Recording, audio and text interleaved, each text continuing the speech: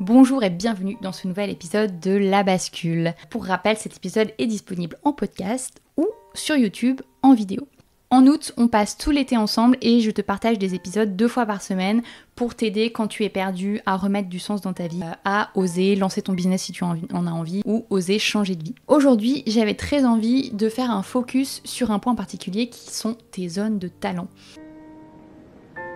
Et tes zones de talent, c'est effectivement ce qui va allier tes compétences, là où tu es performant, et tes centres d'intérêt. Ça, c'est vraiment une clé pour une vie qui est beaucoup plus épanouie et surtout pour lancer un projet qui a des chances de réussir. Pour commencer, il faut que tu saches que toute notre vie se situe dans 4 catégories. Tout ce que tu fais dans la vie se situe dans 4 catégories uniques. Si, je t'assure. Donc la première catégorie, c'est celle où tu es performant, tu as des compétences, mais tu n'aimes pas forcément ce que tu fais. La deuxième catégorie, c'est celle à l'inverse où tu aimes beaucoup le domaine. C'est un domaine où tu as énormément de centres d'intérêt, mais tu n'as pas d'expertise, tu n'as pas beaucoup de compétences. La troisième catégorie, c'est celle où tu n'aimes pas ce que tu fais et en plus tu n'es pas bon dans ce que tu fais. Et enfin, la quatrième catégorie, celle où tout le monde devrait naturellement être dans un monde parfait, c'est celle où tu aimes ce que tu fais et tu es très bon dans ce que tu fais. Et tout l'objectif de trouver tes talents, de trouver ta zone de génie, etc., c'est de passer le plus de temps possible dans cette quatrième catégorie où tu aimes ce que tu fais et tu es bon dans ce que tu fais. Or, si tu regardes ta vie aujourd'hui, et ça a été le cas pour moi pendant des années, je crois que j'ai passé 80% de mon temps dans les 3 autres catégories et peut-être 20% dans cette catégorie où j'aimais ce que je faisais et j'étais bonne à ce que je faisais. Généralement, dans la première catégorie, quand c'est une catégorie où tu as une compétence mais tu n'aimes pas forcément ce que tu fais, c'est souvent ton job principal.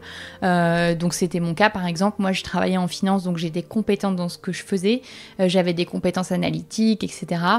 Mais pour autant, le domaine ne m'intéressait pas forcément. Donc je passais vraiment la majeure partie de mon temps à travailler donc dans cette catégorie. La deuxième catégorie qui est ce que tu adores faire, ce que tu aimes beaucoup faire mais dans laquelle tu n'as pas forcément beaucoup d'expertise, généralement ça peut être tes hobbies, tes passions, tes centres d'intérêt. Donc par exemple tu peux aimer beaucoup la photo, tu peux beaucoup aimer peindre ou tu peux beaucoup aimer faire de la boxe, mais pour autant tu y vas 2-3 fois par mois et tu n'as pas une expertise dingue. Donc ça généralement c'est un peu nos hobbies. La troisième catégorie qui est en fait ce que tu n'aimes pas du tout faire et dans lequel tu n'es pas bon, ça peut être des choses pour lesquelles, alors soit c'est ton métier et là vraiment il faut que tu changes, il faut que tu nous suives assidûment et que tu arrives à changer de vie, soit ce sont des choses par lesquelles tu es obligé de passer un peu comme nous tous, on ne peut pas vivre que dans cette catégorie où on aime tout ce qu'on fait, mais ça peut être effectivement toutes les tâches administratives, ça peut être remplir sa fiche d'impôt, ça peut être tous ces trucs hyper chiants mais que tu es obligé de faire. Et la dernière catégorie, ça c'est vraiment une catégorie qui est à privilégier, qui est tu es bon dans ce que tu fais et tu es compétent. Certains ont la chance d'avoir un métier dans cette catégorie, d'autres d'avoir un hobby dans cette catégorie, mais effectivement la majeure partie des gens n'y accèdent presque jamais. Or c'est là vraiment que tu vas t'épanouir pleinement et que tu vas pouvoir créer un succès dans ce que tu fais. Alors, vous allez me dire, ok, mais maintenant c'est bien beau tout ça, cette théorie, mais qu'est-ce qu'on fait ? Alors déjà, la première étape, c'est d'avoir bien en tête ces 4 catégories. De se dire, ok, je vais lister, moi, personnellement, qu'est-ce qu'il y a dans toutes mes catégories et où est-ce que je passe le plus de temps. Donc, comme je vous le disais, potentiellement, dans la première catégorie, ça va être votre job parce que vous êtes compétent, mais vous n'aimez pas ce que vous faites. Dans la deuxième catégorie, il va peut-être y avoir des centres d'intérêt, etc. Et il y a peut-être quelque chose aussi qui sera dans la 4e catégorie déjà, et ça, ce sera super. Mais déjà, premier exercice, c'est d'avoir le mapping de où est-ce que vous en êtes, en fait, dans toutes ces catégories, où est-ce que vous passez le plus clair de votre temps. Le deuxième exercice, ça va être de optimiser ce ratio passé dans ces différentes catégories. Parce qu'en fait, l'idée, c'est que votre potentiel, votre énergie, il faut la mettre au bon endroit. Moi, j'ai travaillé longtemps en fonds d'investissement, j'ai travaillé longtemps en contact d'entrepreneurs, et en fait, ce qui fait que les gens réussissent, c'est pas forcément qu'ils travaillent beaucoup. Alors certes, ils travaillent beaucoup, mais c'est pas forcément ça. Le vrai secret de pourquoi les gens réussissent, c'est parce qu'ils mettent leur énergie au bon endroit. Et ça fait toute la différence. Et d'ailleurs, à ce sujet, c'était très intéressant, mais j'avais vu un TEDx d'un Américain dont j'ai complètement oublié le nom, qui donnait un exemple en fait, et qui disait souvent, quand un enfant rentre chez lui avec son bulletin, qu'il a des 15 partout et il y a une matière où il a un 10, qu'est-ce que font ses parents ? Eh bien, dans 99% des cas, ses parents lui disent « Ok, là, le 10, il faut que tu me remontes ça à 15. » Et en fait, c'est pas du tout la bonne stratégie. La bonne stratégie, et ça a été prouvé par des études et des psychologues qui ont fait énormément de recherches là-dessus, c'est que ça ne sert à rien de se concentrer sur ses points faibles. En fait, c'est même une connerie. Ce qui est hyper intéressant et beaucoup plus utile pour vous, c'est de vous concentrer sur vos points forts. Et donc, en fait, si vous avez un enfant qui vous ramène que des 15 et un 10, ce qu'il faut lui dire, c'est ok, tous ces 15 là, tu vas me les transformer en 18, et le 10, bah tu fais de ton mieux, tu fais le strict minimum et tu me gardes ça à 10. Et en fait, c'est pareil dans votre vie quotidienne, c'est-à-dire que il y a tous des domaines où on est bon et il y a tous des domaines où on est vraiment mauvais. Et en fait, ça sert à rien de dire j'ai envie de niveler tout à un niveau moyen. En fait, non, il faut accepter qu'il y a des choses qu'on fait très mal et que les autres font beaucoup plus rapidement et beaucoup mieux que nous. Et donc là-dessus, il faut passer le moins de temps possible, vraiment, il faut aller à l'efficacité.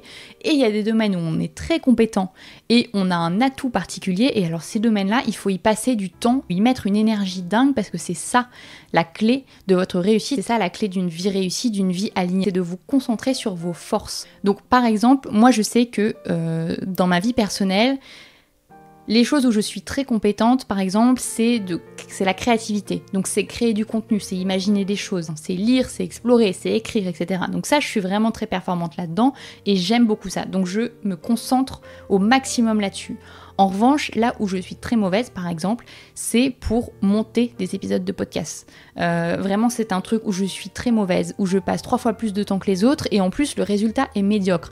Donc évidemment qu'on peut pas tout déléguer et qu'au début, j'avais pas les moyens de déléguer. Donc il y a des choses comme ça que vous êtes obligés de faire. Mais mon objectif, c'était de me dire, ok, ça fait partie de la 3e catégorie, je veux en faire le minimum, voire ne plus le faire. Donc c'est un truc à déléguer, absolument. Et en fait, chacun dans notre vie, on a des domaines comme ça, où il y a des choses sur lesquelles il faut vraiment se concentrer, et des choses où il faut chercher à déléguer au maximum. Donc l'idée, si tu regardes cet épisode, que tu es perdu, que tu ne sais pas vraiment trop quoi faire ou dans quelle direction aller, que tu ne te sens pas à ta place dans ta vie actuelle, c'est déjà de regarder toutes ces catégories et de te dire, ok, comment faire pour à terme me concentrer sur les tâches qui sont le plus intéressantes pour moi et dans lesquelles j'ai le plus de capacité. Et c'est en te concentrant sur cet objectif-là, d'aller vers des choses qui t'intéressent et dans lesquelles tu es compétent, que tu iras vers une vie plus épanouie et que tu iras vers une vie où tu es vraiment à ta place. Voilà, c'est déjà la fin de cet épisode. J'espère que cet exercice des catégories t'aura aidé à avancer sur tes forces, tes faiblesses et comprendre sur quoi te concentrer. Je te donne rendez-vous pour un nouvel épisode où je vais t'aider justement à détailler ces catégories et comprendre comment tu peux aller de plus en plus vers quelque chose qui t'anime et quelque chose dans lequel tu es compétent. Si l'épisode t'a plu, n'hésite pas à t'abonner à la chaîne YouTube. N'hésite pas aussi à te rendre sur notre site internet labascule.academy où tu retrouveras énormément d'articles, de conseils, de guides ou de programmes pour t'aider à oser changer de vie. Et en attendant, je te souhaite une belle journée. Et si tu es en vacances, n'oublie pas de mettre de la crème solaire. À très bientôt!